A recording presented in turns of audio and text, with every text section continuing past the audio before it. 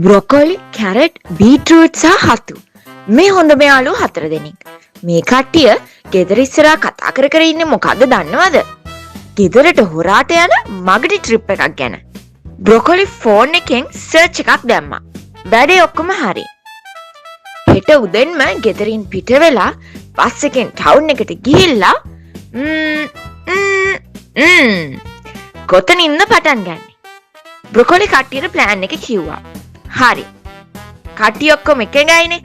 චීර්ස්! හෙට හම්බෙමු.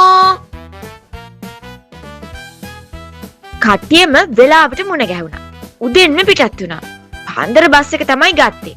කට්ටියම බස් එකට නැග්ගා. අයියෝ! බස් එකට නගින්න ගින් හතු බිම වැටුණා. කැරට් තමයි හතුව උස්සගෙන බස් එකට නැග්ගේ. අයියෝ! මේ හතු. ගමන පටන් ගත්ත ගමන්ම වැටුණානේ. තව ටිකෙන් ඔක්කොම ඉවරයි. බස් එක ඇතුලේ සින්දුවක් කිය පොඩි විනෝදයක්ත් ගත්තා. ඔන්න එළිය වැටිලා ඉර පායගෙන ඉද්දී ටවුන් එකේ මිනිස්සු කඩියෝ වගේ ඔෆිස් යන වෙලාවනේ. යාළුවෝ 4 දෙනා බස් එකෙන් බැහැගත්තා. බ්‍රොකොලි ගත්ත ෆෝන් එක අතට. හැමදේම ෆෝන් එකේ. මැප් එක දාගත්තා. ජෙන්සි කට්ටියනේ. කට්ටියම වටපිට බැලුවා. අලුත් ලෝකයක් වගේ. ඔන්න කට්ටිය පාර දිගේ ඉස්සරහට ගියා. වාහනේ යනවා කියලා ගානක්වත් නෑ මෙයාලට. හතු තව චුට්ටෙන් හැප්පෙන්නත් යනවා.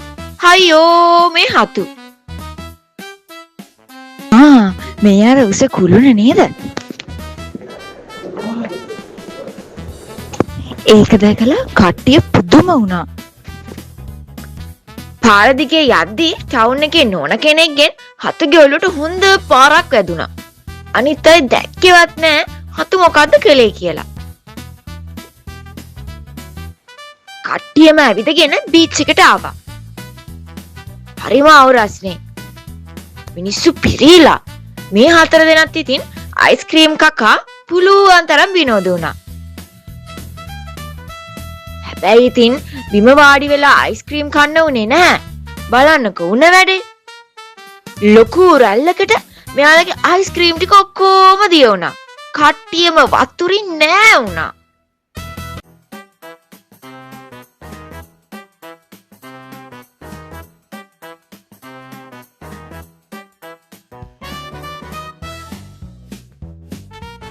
ඔන්න ඉතින් කට්ටියම ආයෙම ඇවිදගෙන බස් පාරට ආවා. පාර දිගේ ඇවිදගෙන ඉස්සරහටම ගියා. දැන් නම් කට්ටියටම බඩගිනි. 4 දෙනාම පීට්සා හට් එකකට ගියා. පීට්සා ඕඩර් කරලා බඩ පිරෙනකම් පීට්සා කෑවා. මෙතන මොලකාරයා බ්‍රොකොලි. හතු ටිකක් මෝඩ වැඩම තමයි කරන්නේ. කැරට් සහ බීට්‍රූට් නම් දෙයක් කිව්වම තේරුම් ගන්න පුළුවන් තරමේ. ටිකක් මොලේ එහෙම තියෙනවා. එහෙමයි මෙන්න මේ කට්ටියගේ වර්ගීකරණය.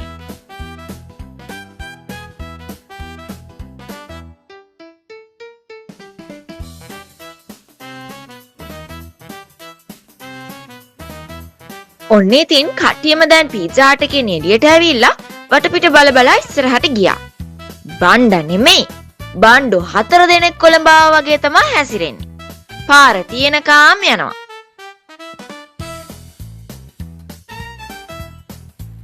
මේ කට්ටිය දැක්කා ෆිල්ම් හෝල් එකක් ළඟ පොලිම. ඉතින් ටිකකින් මේ කට්ටිය තීරණය කළා ෆිල්ම් එකක් බලන්න යනවා කියලා. මේ 4 දෙනාත් ෆිල්ම් එකක් බැලුවා. ටිපි ටිප් කෑවා. දැන් නම් කට්ටියටම හොඳටම මහන්සි. එන ගමන් පාක් එකක් දැකලා ඒකටත් පොඩ්ඩක් ඔළුව දැම්මා.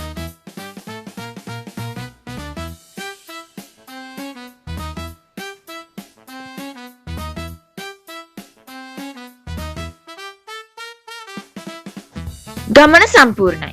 දැන් ගෙදර යන කෝච්චිය ගන්න ස්ටේෂන් එකට යන්නයි ඕනේ. කට්ටිය කෝච්චි ස්ටේෂන් එකට ගියා. කට්ටිය ප්ලැට්ෆෝම් එක දිගේ ඇවිදගෙන ගියා. හතු නතර කරලා තිබුණ කෝච්චි පෙට්ටියකටත් නැග්ගා. ඒකෙනුත් වැටුණා. ප්ලැට්ෆෝම් එක දිගේ යන්නේ නැතුව හතු රේල් පාරට බහැලා අනිත් පැත්තට නැග්ගා. ඉතින් අනිත් අයටත් වෙන කරන්න දෙයක් තිබුණේ නැහැනේ. එයාලත් එහෙමම කළා.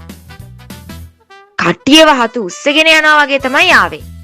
ඉතින් ඔන්න කට්ටිය ගමනේ නිමාවට ආවා. ඒත් හතුගේ කකුලෙන් ලේනවා. අයියෝ හතුගේ කකුලට මොකක් වෙලාද? දැන් ඉතින් ගෙදරින් හොරාට ආපු ගමන ගෙදරට අහු වෙන්නයි යන්නේ. කෝච්චියෙන් බැහැලා හතු ආවේ යාළුවන්ගේ කරපිටින්. කට්ටියම තීරණය කළා ඊළඟ දවසේ නම් මේ වගේ වැඩවලට හතුව සම්බන්ධ කරගන්නේ නැහැ I'm කියලා. okay, just a scratch. The dark කොහොම is වුණත් scary. Stay close. අම්මලා තාත්තලාට හොරෙන් වැරදි වැඩක් කළාම ඒකට දඬුවමක් ලැබෙනවාමනේ. මේ කට්ටිය ගෙදරට හොරා මේ රවුම් ගැහුවේ කොහෙද කියලා ගෙස් කරලා කමෙන්ට් එකක් දාගෙන යන්නකෝ බලන්න.